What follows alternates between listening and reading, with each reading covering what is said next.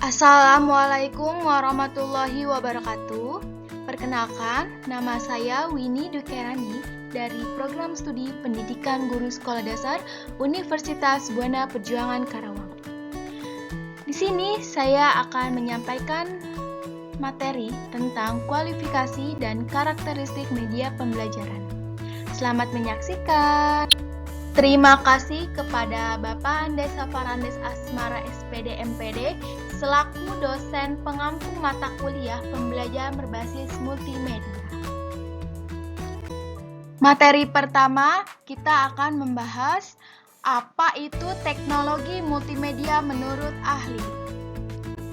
Menurut Robin dan Linda tahun 2001, yaitu mengemukakan alat yang dapat menciptakan presentasi yang dinamis dan interaktif yang mengkombinasikan teks, grafik, animasi, audio, dan video. Materi selanjutnya yaitu fungsi multimedia dalam pembelajaran. Fungsi yang pertama yaitu menjadikan proses pembelajaran lebih efektif. Yang kedua, meningkatkan motivasi dan rangsangan kegiatan belajar. Yang ketiga, meningkatkan pemahaman siswa terhadap kognitifnya. Yang keempat, penyajian pelajaran menjadi lebih menarik, variatif, dan terpercaya.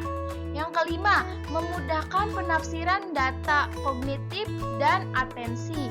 Yang keenam, mengatasi keterbatasan ruang, waktu, dan daya indera.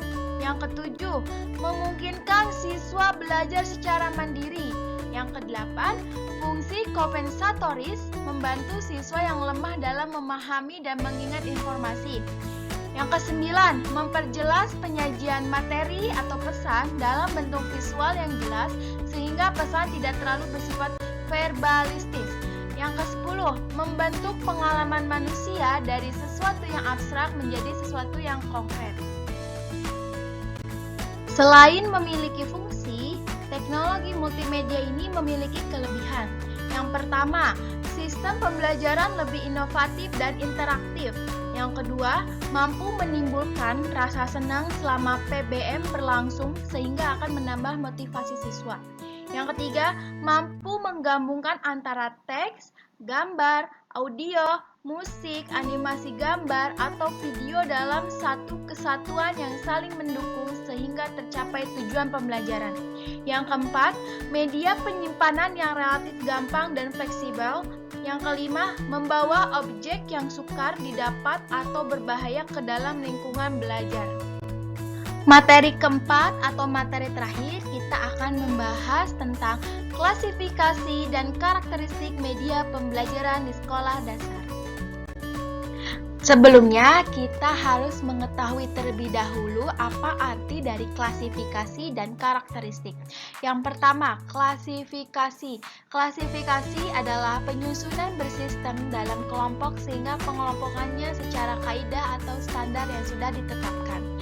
Kedua, karakteristik. Karakteristik adalah kualitas tertentu atau ciri khas dari seseorang atau sesuatu. Jadi, klasifikasi dan karakteristik ini memiliki tujuan. Tujuannya yaitu dapat mengemukakan atau mengungkapkan karakteristik atau ciri-ciri suatu media yang berbeda menurut dari sudut pandangnya, tujuannya atau maksud dari pengelompokannya. Sekarang kita akan membahas apa aja sih yang ada pada karakteristik media pembelajaran di sekolah dasar. Yuk, simak selanjutnya. Materi pertama yaitu tentang media visual. Media visual merupakan media yang hanya menyampaikan pesan melalui penglihatan audiens atau media yang dapat dilihat secara langsung. Nah, media visual ini menjadi terbagi dua, yaitu media visual proyeksi dan media visual non-proyeksi. Jenis pertama yaitu media visual proyeksi. Media visual proyeksi merupakan media-media yang menampilkan suatu gambar atau video sehingga objek lebih besar dari aslinya yang tersambung pada layar proyeksi atau LCD. Berikut contoh visual proyeksi. Dari gambar satu dan gambar kedua, ini sedang menampilkan sebuah materi menggunakan PowerPoint dan tersambung pada layar proyeksi. Jenis kedua yaitu media visual non-proyeksi. Media non-proyeksi merupakan media yang sering digunakan dalam proses belajar mengajar, baik yang berkarakter 2 dimensi maupun 3 dimensi. Media ini tidak memerlukan listrik ataupun menggunakan proyektor dan mudah digunakan karena tidak memerlukan peralatan apapun. Namun di sini memiliki ciri-ciri media visual non-proyeksi.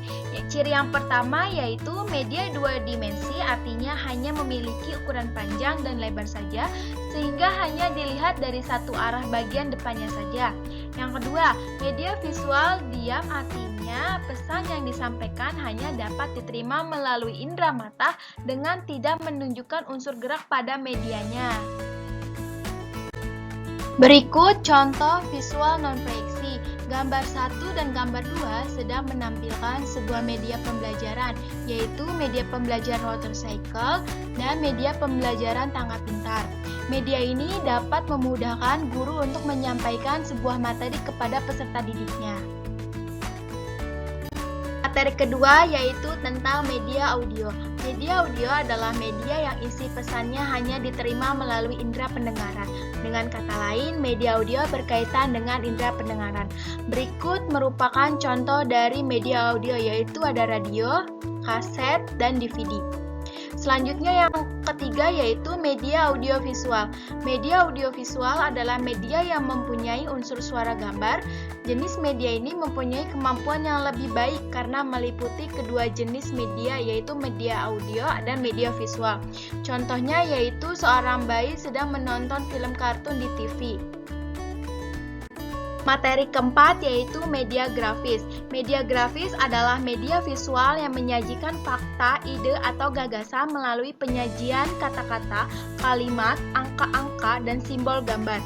Grafis biasanya digunakan untuk menarik perhatian, memperjelas sajian ide, dan mengilustrasikan fakta-fakta sehingga menarik dan dilihat orang. Berikut merupakan salah satu contoh dari media grafis, yaitu ada diagram, ada diagram batang, bergambar, dan grafis. Yang terakhir, yang kelima, yaitu media cetak adalah sebuah media yang menyampaikan informasi secara tertulis yang memiliki manfaat buat masyarakat atau buat kepentingan rakyat banyak. Nah, tentunya ini sering kita lihat nih dan sering kita jumpai, yaitu adalah sebuah koran. Terima kasih atas semuanya. Mohon maaf apabila ada kekurangan. Semoga materi yang saya sampaikan dapat bermanfaat untuk kita semua.